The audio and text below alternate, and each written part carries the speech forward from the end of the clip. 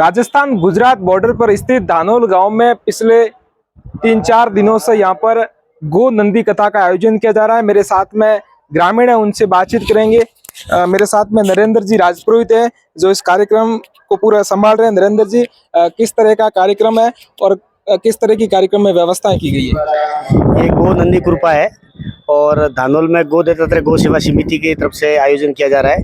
जो रानीवाड़ा तहसील के अंदर गो नंदी मतलब जो समिति है, ये गोलासन के बाद सेकंड नंबर पे आती है। 3400 गोवंश है यहाँ, उसमें से 2700 नंदी है, बाकी 600 गोवंश है। तो यहाँ पूरा ये प्रोग्राम गो नंदी के नाम से किया गया है कि गाय को दुनिया सब आजकल सब भगवान ही मानते हैं। गाय को बहुत अच्छा मतलब प्रभाव चल रहा है, लेकिन नंदी की महिमा दिन पे दिन कम होती जा रही है, क्योंकि न तो सिंचाई में काम आते नंदी, तो ऐसे ही रोडों पे घूमते रहते। तो उसको लेके हमने एक अभियान चलाया है कि भाई गो माँ है, जो माँ का पुत्र है उसकी इज्जत नहीं है, तो उसकी इज्जत कैसे लोग किया जाए और उसकी महिमा क्या है। तो ये पूरे उसी में इसकी व्यवस्था की गई है। और बाकी सब आप देख ही रहे हो, तैयारियां जो चल रही है उसके प्रति, और सब जो चीज़ें मेन 16 से 22 का ये फंक्शन है। 22 तारीख के दिन कोहिनूर और कोयल बोल सकते हो, जो हमारे लाडली गीता बहन देवासी जो लोगों के हृदय में बसे हुए हैं, वो 22 तारीख को शाम को संध्या काल है। यहाँ संध्या काल के समय बड़ा भव्य कार्यक्रम है। सबको मैं आमंत्रित करूंगा कि यहाँ ज़्यादा से ज़्यादा लोग पधारें और इस फंक्शन का लाभ उठाएं। 22 तारीख को नरेंद्र जी कुछ नेता भी शिरकत कार्यक्रम में करेंगे। कौन कौन नेता है जो कार्यक्रम में आने वाले हैं? जी, पुखराज जी पारासर जी हैं, और सुखराम जी मंत्री साहब है, पुखराज जी मंत्री साहब है, देवजी भाई एम पटेल है, नारायण सिंह जी देवल है, रतन जी देवासी है। सारे नेतागण को आमंत्रण किया है और सारे आशा करते हैं कि सारे नेतागण आएंगे यहाँ। नरेंद्र जी, आप पिछले कई सालों से ऐसे कार्यक्रम का आयोजन करते रहते हैं। 22 तारीख की जो शाम को एक बड़ा कार्यक्रम यहाँ पे आयोजन होगा, और कितनी आप किस तरह की आपने व्यवस्थाएं की? क्योंकि जो गीता रबारी का नाम है वो इस क्षेत्र में बहुत प्रचलित नाम है और यहाँ पे हजारों की संख्या में लोग आएंगे, तो आपने व्यवस्थाएं किस तरह की है 22 तारीख की शाम को विशेष तौर पर? यहाँ करीब 5 बीघे के अंदर पूरा ओपन गए रखा है, और सारा कारपेट से लगा के मतलब जो व्यवस्था हर जगह फंक्शन में करते हैं उस हिसाब से हमने भी इशारा किया हुआ है। और ज़्यादा से ज़्यादा लोग पधारे। 5 बीघा मतलब समझो ना, करीब 50,000 के आसपास पब्लिक रहेगी, तब तक कोई दिक्कत है नहीं जी। मतलब आप जो नरेंद्र जी वो कह रहे हैं 50,000 लोगों के बैठने की व्यवस्था यहाँ पर की गई। मेरे साथ में पूर्व सरपंच है भूमाराम जी।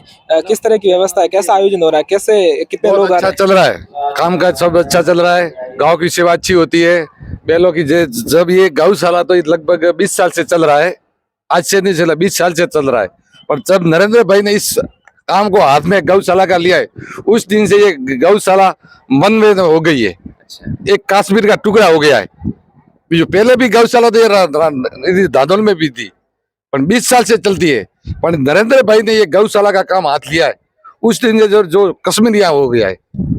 कैसा कार्यक्रम कैसा हो रहा है? बहुत अच्छा हो रहा है, शानदार हो रहा है। तरबारी आएगी लगभग 22 तारीख को, और उसका वो लोगों का उमंग बहुत दूसरा है कि लगभग पब्लिक आएगी, लगभग लाख आएगी, 1 लाख आएगी पब्लिक, 1 लाख आएगी। हाँ, कैसा कार्यक्रम का आयोजन हो रहा है? लोगों में कैसी उत्सुकता है? बहुत शानदार है, मस्त प्रोग्राम है और पब्लिक भी आ रही है।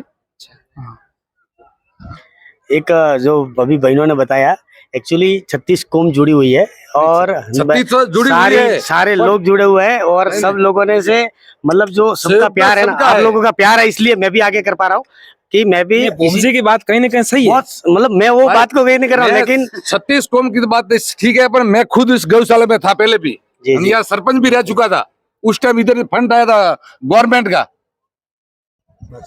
उस टाइम भी नहीं, पर जो ये गौशाला का जो कश्मीर बन गया है, सारे 36 कौम लगी हुई है, और सब लोगों का जो लाड है वो तभी जाके हम भी कुछ कर पा रहे हैं।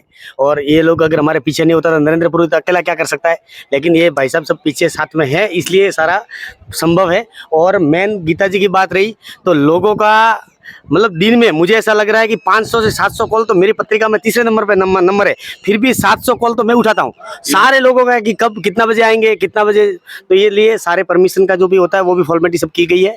और अरे नरेंद्र भाई, आपसे तो ये फंड सब आता है, कोई रुपया भी नहीं देता। इधर गौशाला तो पहले भी चलती थी, आप तो दादा तो ये प्रताप जी राजपुर जतपुरा वाला उनके पास से भी आज गए और 15 लाख रुपए ले गए। इधर 2017 में बाढ़ आई थी, 2017 में धानोल में बाढ़ आई थी। मैं प्रताप जी के पास गया और बोला मैं ये गौशालों के लिए खाने के लिए मेरे को 10 लाख रुपया दिया और 10 लाख का मैंने गुजरात से वो दाना लाया ये गांव के लिए। 2017 में बाढ़ आई थी। ऐसे महावीर प्रताप जी जैसे जतपुरा में 2017 में बाढ़ आई थी। नरेंद्र जी, भूम जी की भावना ये है कि लोग तो काफी हैं, गौसेवा भी हाँ। करते हैं, लेकिन समय देना बहुत बड़ी बात है। आप समय दे रहे हो। हमारे समय नहीं समय दे मैं नहीं दे रहा हूँ।